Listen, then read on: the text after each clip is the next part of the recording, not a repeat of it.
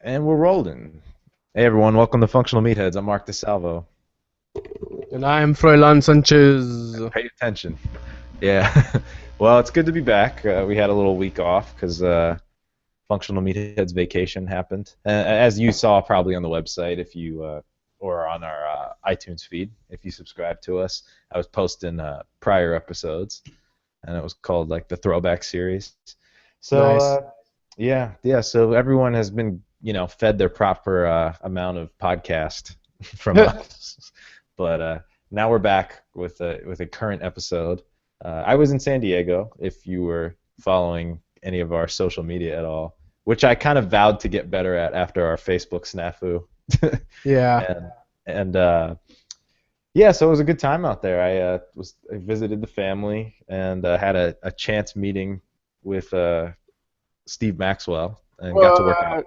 Yeah, got to work out with him and ended up filming a video for his that will be for sale on his website soon.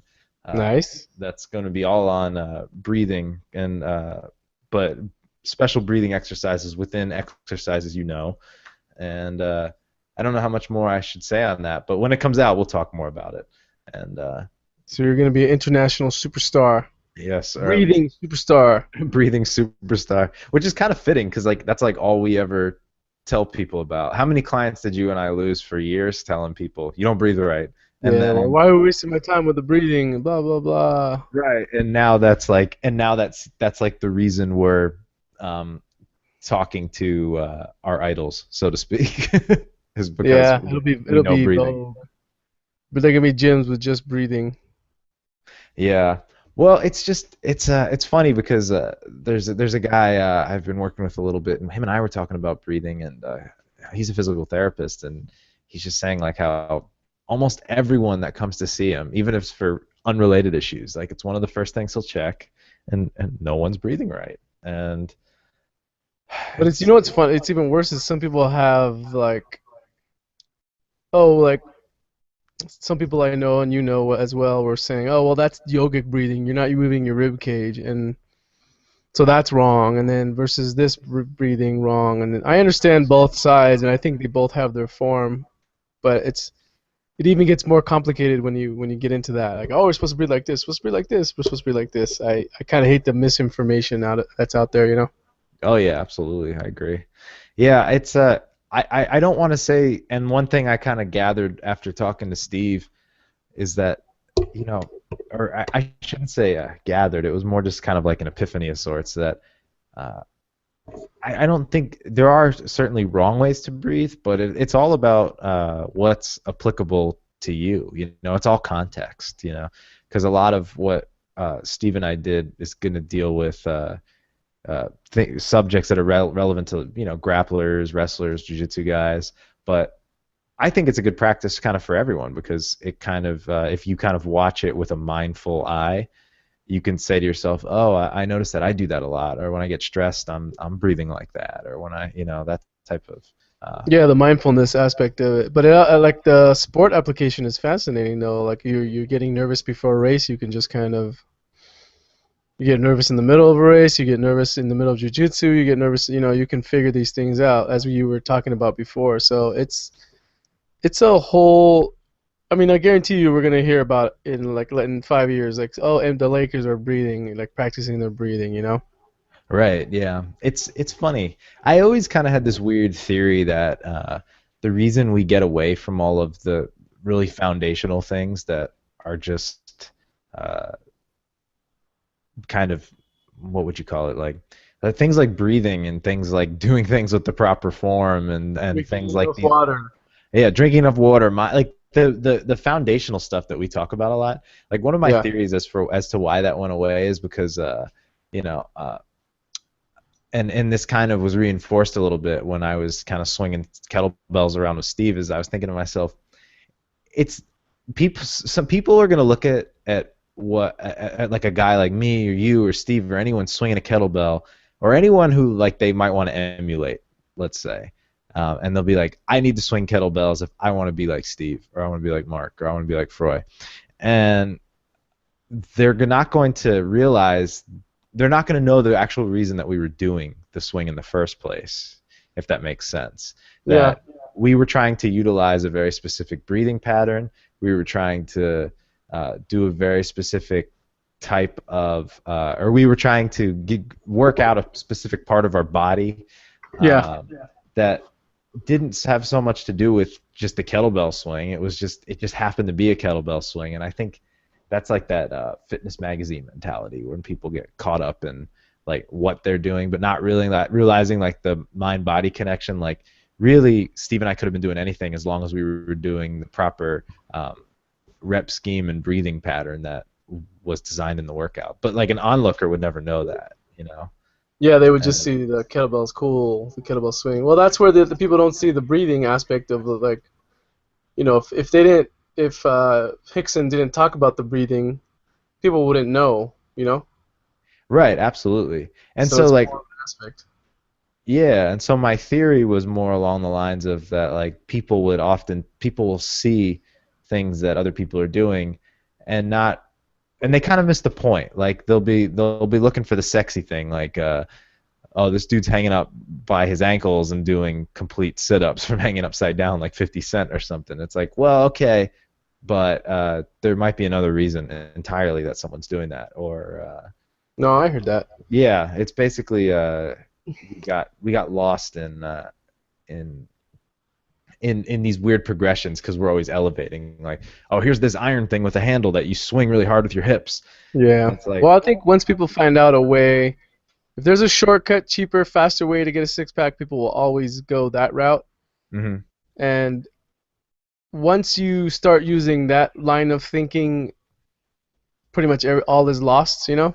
yeah, So it's kind of it's somewhere where you have to be like, okay, how do I really? What's the lifestyle to get the six pack as opposed to the quick burn myself out? I can get it for a month or 2 weeks and then just let it go. hmm So it's always very weird. I don't know. I've been kind of like I said from a long time ago, just ever since I started listening to Bowman and she was talking to movement versus exercise versus recreation versus all that stuff. It's very interesting to be like let's say I'm a trainer. Let's just say I'm a trainer and I do one good workout a day for about an hour. Am I really living the lifestyle that I'm supposed to be living? Shouldn't I just be moving more and, kind of being good? I know I'm good at exercise because it's my job and people want exercise, but I should be living the real deal. I should be biking, I should be walking, I should be running, I should be doing kettlebells, I should be, doing more movement in general, don't you think? Like it's a weird thing. It's a weird thought process I've been playing around with lately. well, I think you're onto something, and I don't think you have to be a prisoner to that. I think that was Yeah. one thing I realized while I was away too, because I was in a specific area of San Diego where I could uh, rely kind of on walking, and you're kind of surrounded by the beach and whatnot. And while I was there, I was doing jujitsu and I was doing kettlebell workouts. But I would say my activity or the overall like if you could categorize my day, it was walking, it was moving, and so it's kind of along the lines of what you said. I think you're probably onto something, and then but I think sometimes I don't know. I think sometimes you just start doing it, or you have to not think so I hard. think when you're doing that, you don't freak out about like, oh my God, how many calories am I having? You Well, don't. exactly. That's what I was gonna get. That's what I was getting at. Is that like once you start doing it and you kind of feel it rather than like kind of mind fuck it? Because it sounds like like I'm not saying you are, but Hmm. like when you think of it like that, like you said, like you're on the right. In my opinion, you're kind of thinking the right way or on the right path. Like, yeah, I should probably be just moving more. Um, as long as that doesn't become the way you think about workouts in a paranoid way. You know what I mean? Yeah, I don't use paranoia and anxiety, but I think it's like even Steve said, like he has clients. He's like, okay, the guy, he can work out for an hour, but okay, I'm gonna have him walk home, walk to work, and walk home from work. That's movement. He was talking about it in an old podcast I was listening to. Right. That and old Rogan, not the last Rogan, but the one before it. Uh-huh. Uh, so I mean, that makes sense, And all he's getting the guy to do is move more. And if you're moving more, you're you're not sitting and you're not getting all that stress and the anxiety of just being that sedentary lifestyle, which I think the anxiety comes from your body just intuitively telling you like, hey, you're dying here. move more, or here's the injuries I'm going to give you, all that stuff. So it's a very weird lifestyle. And in fact, I think it's more like I'm not using anxiety to think about it. I'm using more what's the word? If I do it, it's actions over it's preaching. It's actions over preaching. I'm actually Mhm. doing it, living it, feeling the effects, feeling good. Demanding my body do this, and I feel good about it. So there's no anxiety. Only the anxiety comes from, it's like, okay, how can we train people to think like this? Right. Because so many models are already, we've talked about, so many models are already broken, that how do we say, okay, you got to switch it to X? This is Yeah. the real model, is not the hour 3 times a week in the gym. Right. Well, that was something that I kind of was. I think you're leading me on the path to it because I couldn't quite express it before. But like I was basically on a vacation, so I didn't have the responsibilities of having to necessarily be in any place for 8 hours or whatever. So I could kind of follow what my body felt. So when you talk about that anxiety, which might basically be your body saying like, "Hey, get up, go do something," or Yeah. switch positions or switch environments. I could do that, and so everything was very natural when I was on vacation. It was like me perfectly being in tune with my body, and it was actually really great because I hadn't felt like that before, like so seamlessly. So it was very great to be doing that for a week, and that's kind of what I'm bringing back to New York now. Is like, all right, how do I live that? Yeah. Because like I said, I would wake up and I would either go to jujitsu or do kettlebells, and then I have breakfast. Then I would probably be a little tired by then, so I would just kind of lay down, rest, whatever, just kind of hang out, look at the ocean, maybe stroll around the block a little. But then by that time, it's like, all right, you've regained your energy enough, time to go out and walk or do the day's mission. And that was usually like I would be hanging out with the family. Like I'd go walk in the town, walk with them, help them pick up groceries, do whatever. By that time, it's later in the day, might be a little tired. I had the ability to lay down and take like that 10-minute, 15-minute power nap if I needed. Wake up, feel good. It's time for dinner or another walk. It was just very in tune with how things should be, and I felt very good. That Nice.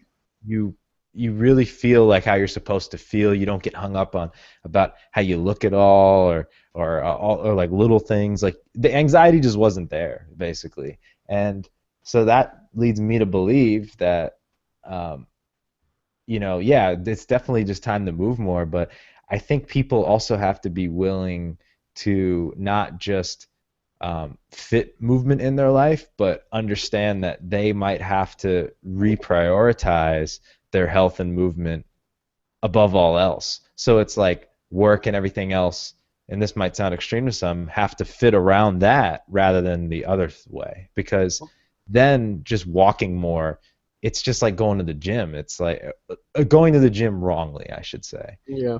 Like Well, people need to start thinking about putting movement a little higher than they do. yeah. Yeah, and that's why I think if your movement is must get to Soul Cycle 4 times a week, then that's not. You may think you're doing exercise. You're doing exercise, but it's not. Even that's not complete. And the fact that it actually works for some is very short term and weird. I guess it's, to me, it's. I kind of understand it now. I've gone through so many different phases from lifting just the front muscles, the mirror muscles, to kind of learning I was doing that wrong, but I was big, so I achieved the goal that I wanted, but I had all these injuries and I was brittle. Like it was to now where it's like, okay, checking your breathing, clean, get a colonic, clean your system, drink a lot of water, the basic stuff. Yeah. The if the exercise you're doing leaves no room for growth, I question it. Right. And I'll say that about I'll say that about stuff like Soul Cycle. I'll say that about stuff like Barry's Boot Camp. That leave it all out there, blah, kind of just Yeah. go bonkers out there. It's like, yeah, you can get better at it, but are you really even getting better at exercise, or are you just kind of getting better at that nightclub dancing exercise? That type of. I even question, are you really even doing anything? Right. Well, Are you, I look at are it, you really yeah. even doing anything other than punishing yourself? Like, oh, I gotta go do a hard workout. I had some pizza last night and beer. Yeah. Well, what when you I to revisit one thing you said real quick, Yeah, right there too, like because I like where you're going with it, but I think you said there was some people how it like kind of mysteriously works for. yeah, I would love to talk to that person because I'm just gonna make a guess. That person that it's working for doesn't have to work a full-time job, doesn't have the stresses of normal people, whatever. And I would say that they might inadvertently just be getting the rest that they need during the day, and yeah. then that's their high intensity like push that really everybody needs that kind of, in my opinion, everyone needs that kind of push, but it needs to be done properly and in the context that fits your life. So No, I uh agree. I see that. yeah, so like that's to me, whenever I see people who like that's like working for, I'm with you. The one camp is you're going to burn out soon because you probably can't sustain it, or the other one is you got the hookup and you don't have to work, and you don't have the typical 9 to 5 type of day that everyone else has, because that day is a killer, man. It really is. Yeah, and then to be honest with you, I think they're not eating right. Let's say 90% are Yeah. women that do it, so they're just not eating right, and they're a bit death camp mentality where it's like, let me work out like crazy and then lose weight. But I don't know. It's very interesting how I always wonder how people do it. Like, what do they, I always hear, I don't know. It's a weird thing. I see people that are healthy and then they always have bad breath, and it's not a personality thing. It's more like what's in your bacteria that you have this. It's you know what I mean? They're very healthy Right. looking. They look great, and then I talk to them up close, and I'm like, wow, you got some Yeah. crazy bacteria going on. Right. Well, I just look at a lot of it like, and like you were saying though, like is there room for growth? I think that's a decent way to put it. I also look at it like, what? Like, what's the next level after going through a nightclub? Bah, bah, bah. What's the okay? What's next? You Well, know. it's so hard to. It's to me, it's like it's funny because like we talked about this on another podcast. I think like not that long ago about like, or maybe we even talked about this privately. I can't remember what it was, but saying like, well, where does our scope start and end? Like, of when is it our responsibility to try to heal you? When is it not? Et cetera, et cetera. When are Yeah. we just trainers? When are we this? Like, this is like, whereas I think when you and I talked about this last, we were talking more about like drawing boundaries, but this like view I'm about to express might be like the opposite in some ways, that like all of this stuff is, everything is so tied to one another. It's so hard to just isolate that. Like when I see people who are um, kind of partaking in all the activities you just said, I think to myself like, what are you trying, what's your end in all of this, like what are you trying to do here, and Yeah. that could be like your career, your life, your fitness life, your health, whatever it is. Like I just it makes a lot more sense when I kind of have a better picture of you, that I can really Well, that's where the shaman like teaching you about the thing, life, spirituality. I think our tendency as trainers is to be that type of person. So our scope is in the ether. It's concrete, but it's not. It's concrete, but it's fluid at the same time because it's more of a. We're not the drill sergeant. no. We're more. We can be if we need to be, but we're more the convince you. Like, there's two ways to break in a horse from that one book I read, and there's two ways to break in a horse. You can either just destroy its spirit and break it, or you can convince it to do things. Right. And convince is obviously a broad term. You're not going to sit there and have a conversation with it, but there's a way to train it. And I think most Yeah. trainers are the break the horse and get the new body, but that only works if you have that force there. You're never gonna, and that force is always like, I can't work out today, I can't work out hard because I hurt myself, but let me try. It seems to Yeah. be very limiting because that scope is very, what's the word? It's very real, but it's also very limiting. It definitely has a limit to it, you know. Right. Right. Whereas like our scope is more spiritual, complete, holistic in the good sense of the word, not the weird hippie sense of the word. But because of that, you can say, okay, I'm eating well. I'm not feeling too good. I don't need to work out, and I'm not going to stress my system, and that's more of a better decision for everybody. Right. So it's a very, sometimes client calls, I can't work out. Sometimes I feel really I have to pull the session because they didn't get any sleep, but they know that I would. It's a catch 22 because if a client comes to me and says I didn't sleep very well, I would say like go home. I'm not gonna work out with you in the real world. But now I can just do mobility if I have to. Yeah. Well, I think the longer I do this and the more I get into this, that I always feel like, and it kind of goes with what you just said. Like you said, we'll do mobility, or like you kind of have a trick for every, or a treatment for every status or Yeah. ailment of sorts. Like, oh, you just got off, like me today.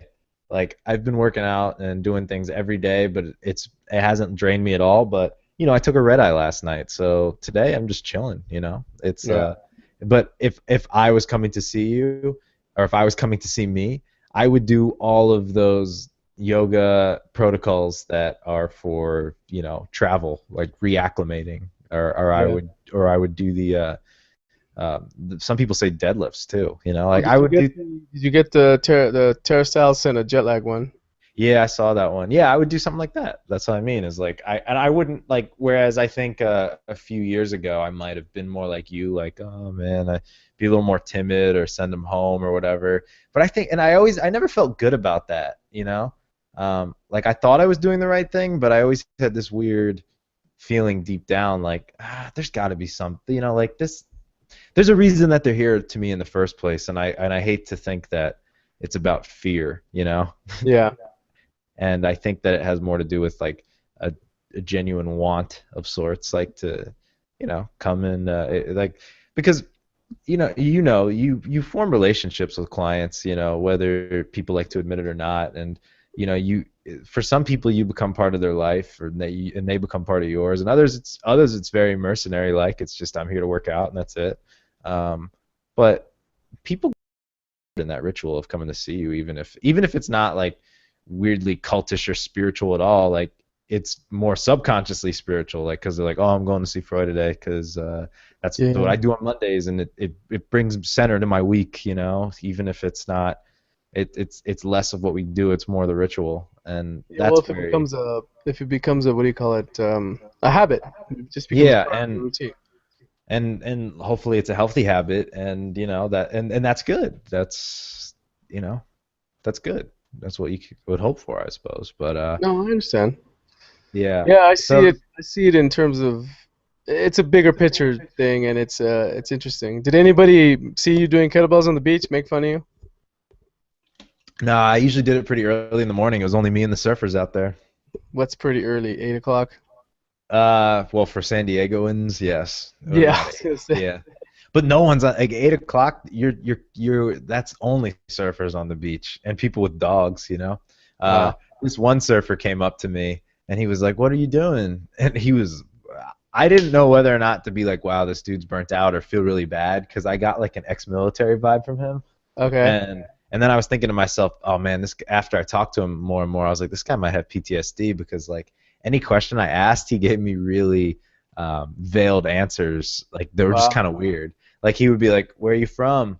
And then I told him, like, I'm from New York, and he's like, "Oh, is the city as fast as it sounds, bro?" And Eh, he's I'd be probably really like, "Yeah, stoned. Wake and bake, man. yeah, a little bit." But then I said to him, "Are you from here, born and raised?" And he was just like, and then his answer to me was, to uh, to say I was born and raised here would be a disservice to all the places I've been. What? And I was like, okay, dude, that's cool. Anyway, I'll see you later. And but he was the only one who interacted with me. No, I mean, I think people are pretty used to people working outside in San Diego. You do see a lot of that. How were the waves?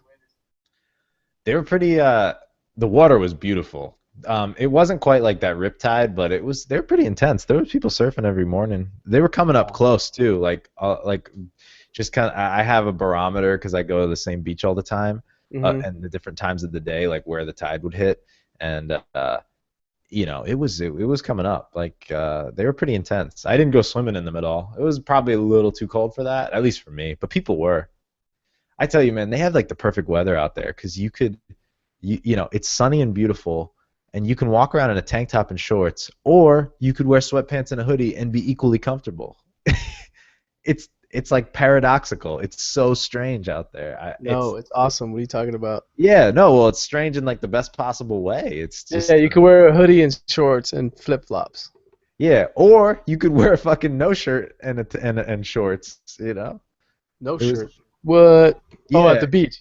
yeah, at the beach. But that's what I'm saying is just that it's you can kind of do anything. And it was Yeah. so weird to come back here and it was so cold and I was like, wow, it's so I don't know. I don't the things I used to take for granted, like climate in different states. And I know this sounds like stoner musings, but like in a series in the course of 6 hours, I was door to door. Like Wow. East Coast to West Coast, two different climates, whatever. It was Very bizarre. different. Very different. Because you left when it was cold. Hmm. Yeah, you left right before the snow storm. Yeah, lucky me. They were canceling flights like crazy the day I was leaving, and they boarded our plane quick. They're like, "We're trying to get out of here before they tell us otherwise." And I'm thinking, Wow. and I was like, is that safe? But I was like, you know what? Fuck it. Like, let's just Well, go. usually it becomes a precautionary thing where they're like they can't take. It wasn't too bad. I mean, it wasn't. It was bad that day, but it was light. It was very lightly packed because it was gone by. We got 4 inches and it was gone by Like 12 2 days. o'clock the next day. Oh yeah, yeah. There you go. So it looked worse than it was. Right, right. Yeah. Yeah, man. So that was it was weird getting out of there so quick. Like they were rushing us on, and like I was at the airport, and just around us, the gates were just like darkening like flies. Like, we're sorry, folks, this flight has been canceled. This blah blah blah. And I was like, whoa, are they gonna cancel ours? And then the guy at the gate was like, we're gonna board early so we can take off right at that door close time. It was Wow. it was bizarre. I had never experienced that. They were like, all right, get on the plane, get on the plane. And I was like, oh, that's weird. But it was hilarious because like I wasn't anxious at all. I was just like, nice, we're getting out, and we did. Good. You got lucky. Good. That's Yeah, good. Meant to be. Did yeah, exactly. And then you on the see way any out, gyms out there? any what? Any gyms? I went and trained at a jiu-jitsu gym out there, at Clark Gracie Jiu-Jitsu Academy. Nice. Everyone was very generous, very nice. So if you're How listening, was the facility? oh, it was awesome. It was their brand new one in La Jolla, and it just opened in January, so everything was like super clean and nice. It's a small space. Like it reminded me a lot of New York because it was just like for a West Coast place, it was really small Nice. and kind of intimate or whatever. Even though it's a funny word to use in jiu-jitsu, Yeah, I was but gonna say. yeah, no, it was really cool. The instructors were all awesome, and I made some new friends out there at the academy. So if they're listening, what's up? Yeah. And, How yeah. was the Mexican food out there? It was good, it was funny. I ate out a lot less than I normally do when I'm out there. Wow. Like it was just like my family and we just like cooked all the time. So I partook in one fish taco expedition, which was pretty good. It wasn't as good as it usually was though. I was disappointed. And I wonder if it was an off day. yeah, it might have been. I was just I was a little disappointed. But the one thing I love about going out there though is that there's this guy who has he has a butcher shop, and the butcher shop he like is the like main distributor of like all his pasture and grass-fed raised cows, and like he owns this giant farm, and it's all like top quality meat. Yeah, bro. Ship us some And he, bones, dog. yeah, man, dude, it's unreal like how good the beef is that like out there. Like it's like 10 times better than anything you'll get anywhere else. Like it just has this completely different flavor. So, we went there a lot, got some steaks, made some burgers. You know what I did eat a lot out of there was acai bowls. I found a place that made a really good one. Jesus, And you're Brazilian, dude. yeah, that was my lunch every day, man. I ate that almost every day for lunch. What's in an acai bowl? I mean, you can make them a million different ways, but the way I like it is it's the acai fruit. It's like frozen and pureed. I'm mixed with like banana and blueberry. So that's like the bottom. That's like the meat of it. And Okay. then on top was hemp seed granola, banana slices, and blueberries. And that's it. Gangsta. Yeah. And So then it's like a fruit salad. yeah, and you can make it with and like the puree part, like the meat of it, like the acai, you can make it with coconut milk or cashew milk. I always Uh, make it with coconut milk to get that fat and that flavor, but uh, this place used cashew, which still has like the fats and whatnot. But Cashew the milk? place, yeah, it was cashew milk, but it tasted really good. Like it complemented the whole acai puree like really well. So it was awesome. It was really good. I had it just about every day for lunch, like I said. And yeah, man, you never eat badly out there, that's for sure. And mixed with like all the walking, the sun, and just kind of how chill it is, like you feel good. I always wonder. I always try to picture to myself how would it feel to work though, because like I used to come to New York, and in New York was like, oh, this is fucking awesome, and then you work here, and then it's everything changes like once your life is there, you know? I think you'll have a different perspective living now that I never appreciated California until I moved to New York. Now I'm like, oh, I get it. I get it. Yeah. I really get it. Yeah. It's in reverse too, you know, like I started missing here a lot. I started you know, I've lived a lot of places, so I understand totally what you mean, how you appreciate certain things once you leave, you know, Yeah. and come back. I can appreciate that for sure. But Yeah, there's an inertia here that you can't deny that makes you step your game up in a way. But what's the trade-off in a way? I guess what's the trade-off in terms of anxiety or, that pace, that right. breakneck pace? Because you also feel like you can't get enough done in a day. And I'm like, really? I need to get perspective on this? You see people at the Mhm. gym. There's a guy at the gym who just reads the New Yorker. He puts it down while he does push-ups and he's looking at it the whole time. And then he's stretching and he's looking at the New Yorker. And then it's always, I don't understand it. I Yeah, don't. people can't break that. Yeah, I don't know, man. I think that they're polar opposites. Like you can get like you for sure. That's a huge problem here, and kind of the East Coast in general, I would say. Um, Well, like today, I left my phone at home by mistake, like literally by mistake. mhm. I was halfway in the subway, and then I panicked for like 5 seconds, and then I'm like, you know what? We'll see what happens. Because the only thing I have to worry about is clients, really, and my parent and somebody calling me in case somebody got hurt. Yeah, But it felt I would suggest everybody do it once because it feels liberating because I had nothing to check. That like the repetitive checking to see if there's anything, and then but it also felt good was the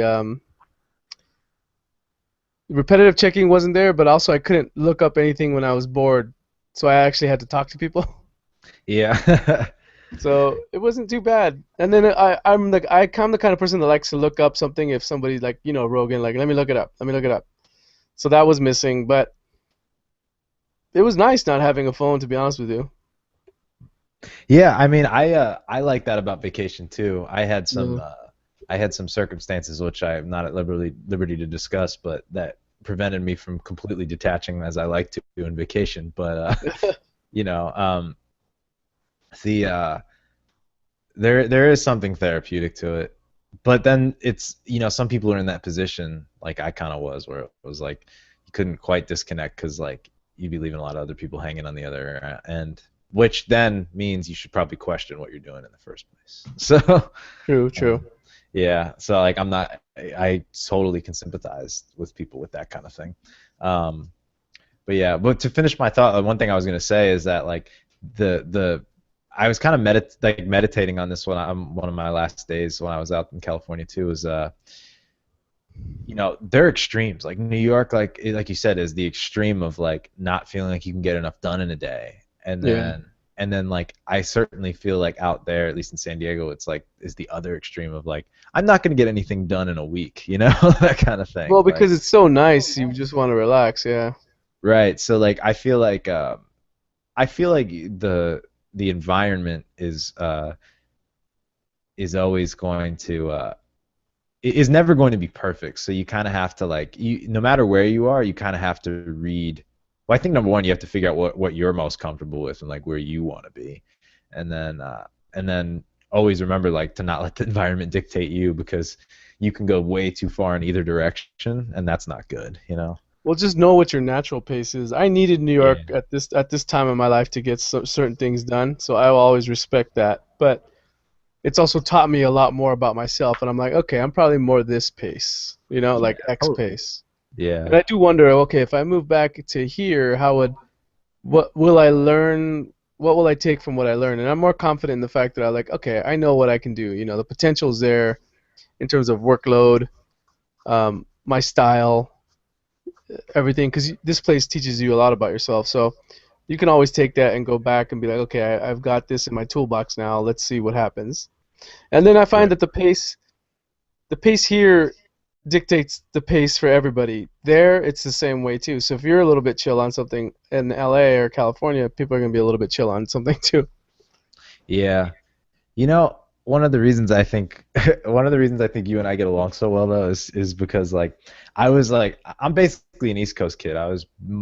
With the exception of like a 3 to 4 year stint in Arizona, like I was always East Coast or South based, and um, so like I'm very familiar like when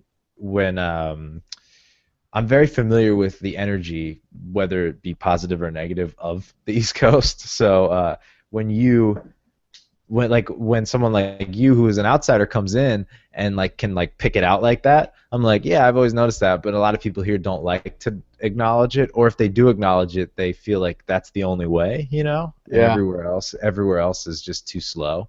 yeah, um, which I always kind of found like not offensive, because I don't want to be like self-righteous, like that's offensive, how dare you talk yeah, about middle America like that, because I don't feel that way at all.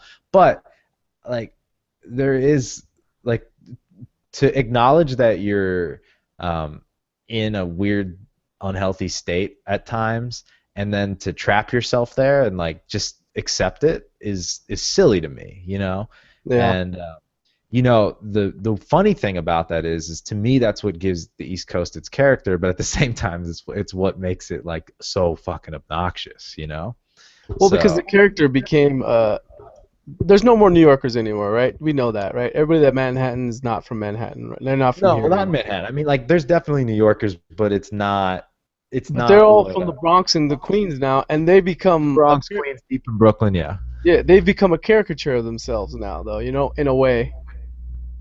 To some degree, yeah. I mean, I think I it's don't mean that disparagingly. I just mean like the only time you see them has been like the crazy friend in the movie, or the mafia movie, or oh yeah, that's not their fault though. yeah, no, I agree. Like I'm not saying that it's right, but literally when Yeah, you have yeah. somebody come in and you're like, okay, I know where this guy's from. I know this person's from Jersey. I know this person's from here, and you're.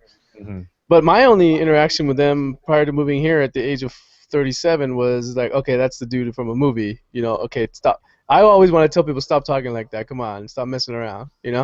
Yeah, yeah. But yeah, Scene's they're not over messing with. around. Scene's over with. Yeah, and I'm like, scene's over with. Stop messing around. Yeah, But that would be the more sorry, go ahead. no, no, go ahead. That would be that would be the more comical funny way. The way I meant it is that um like the blue collar type of person out here, which or the lifer, so to speak. Like I don't know Yeah, how else to describe them. They're like a they have a certain character because like you'll hear Rogan said it best sometimes, like because there's weather out here, like you have to deal with some yeah, shit, so it like makes people who aren't in denial about certain like basic things, like in other words, like they have a degree of being humbled. It might be a very small degree, but you don't find that a lot of other places, and I appreciate that, but I don't appreciate all the shit that comes with it. yeah. I guess yeah. I could the winters are tough though, man. The winters are tough. I like to Yeah. move a lot, and I don't move a lot in the winter. Yeah, I hear you. And where in California, I could just kind of transfer out and do whatever I want. It was literally where what surface did I want? Did I want to go on the beach? Did I want to go to the mountains? I literally had those options. And yeah, it's a little tough, especially when you transition from winter to spring. You're like, okay, I want to do this. Is it ready yet? Like you're so eager to get outside, and then Yeah. when spring comes, everybody's outside. You're like, I don't want to go outside because everybody's outside. Yeah, So yeah. No. I live right next to Central Park, so it's insane when as soon as the first day of good weather, Dick, you can barely walk in the park because everybody's out. Yeah, it's like same because I live right by Prospect Park. It's the same thing. Yeah. Yeah, that's Yeah, good. it's different. We live in a weird place though. We live in a weird hamster wheel. New York City isn't unlike many other places, so it's Well, I guess that's the real topic today, though. Is like how does environment and how does environment affect your movement affect your reality of health or not health? Like how does that work? And I guess we started off when we were talking about how Soul Cycle or Barry's Boot Camp, that crazy, insane nightclub exercise environment, versus okay, but in Soul Cycle, what you're really doing is repeats. You're doing repeats. You're going really fast and then really slow, and then really fast and then really slow, and then really fast and then really slow. You're doing, I call them track workouts. You're basically doing that, but we're tricking you. Right. The environment is tricking you or not. So which is more beneficial to the holistic sense of health? And we've already covered it. We say, obviously we know the answer to that. Right. But the average person that works, it's just, here's the basic argument: people who run with an iPod versus people who run without any music. Hmm. And who was talking about it today? They've done studies. Is it better for you to listen to, hear the sight, hear the sounds as you're working out? That's more natural as opposed to music. I don't know. I feel a different, especially with the toe shoes, I feel a different reality running than I ever felt before because I'm more in tune with the ground. So I actually force myself when I run to work. I force myself to listen to my iPod because I don't want to get backed up. And iPod's the only time that the subway's the only time where I listen to my iPod. So I just continue it. But the other day my battery ran out on my iPod, even though it didn't really. It's so messed up. So I ran the rest, and it was no problem. It was no problem Right. just taking it off and going, okay, cool. It actually felt like a relief, and I had a really good run. I felt better, but it was interesting. It's a very weird. How does the environment and the tools and the technology? I was listening to NPR when I got home, and they were talking about the anxiety of like the Fitbit technology type stuff because people always have to check, and then you're checking to see if you got your steps, and people were calling in and they're like, "Oh, I'm a trainer and I like it because it gives my clients accountability." I'm like, "Eh." And then one guy, his only point that was good was like, "Hey, it gives them data. Like it has me data." I'm, all right, that's fine. But I think Yeah. all the data you get is like, are they overweight? Do they have bad ankles? Do they like the data is there if you're a good trainer. I don't need data Yeah. to tell me like, oh, Exactly. okay, here's this. You're not getting enough steps. No shit. You know what I mean? Like no shit. Yeah. So it's Well, the very way yeah, like for me, anytime I've ever like tried to use one of those things, it's been like for only like a day or a week or whatever because I'm yeah. like I just want to see like what I'm doing because I kind of know what I do day to day. So as long as I kind of have a good picture of a week, I'm like, oh, okay, that's what my week is. All right, so now I know it. Now if someone asks me how many steps I take, yeah, I could tell them. But Oh, wow. but that's really it. And yeah, I think when you talk about music, when you talk about Fitbits and all that stuff, it's always like it's context. It's what you're trying to do, and just kind of be as in tune as you can with yourself. Like, sometimes you might be running to work and you just want to like kind of experience what's going on around you. That might be a quiet, peaceful morning, and you want to listen to the wind or the water or whatever it is.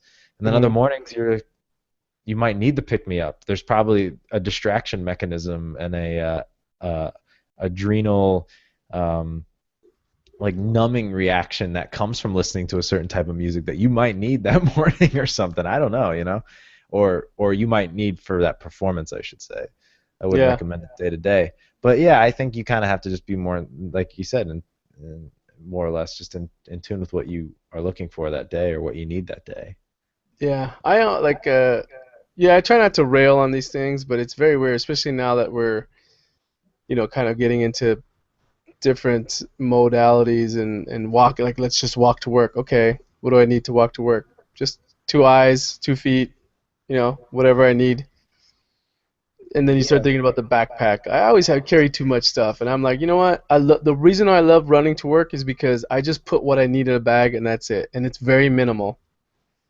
You know, it's like a t-shirt, underwear to change into, and my notebook, and that's it. Yeah. How's Steve Maxwell of you?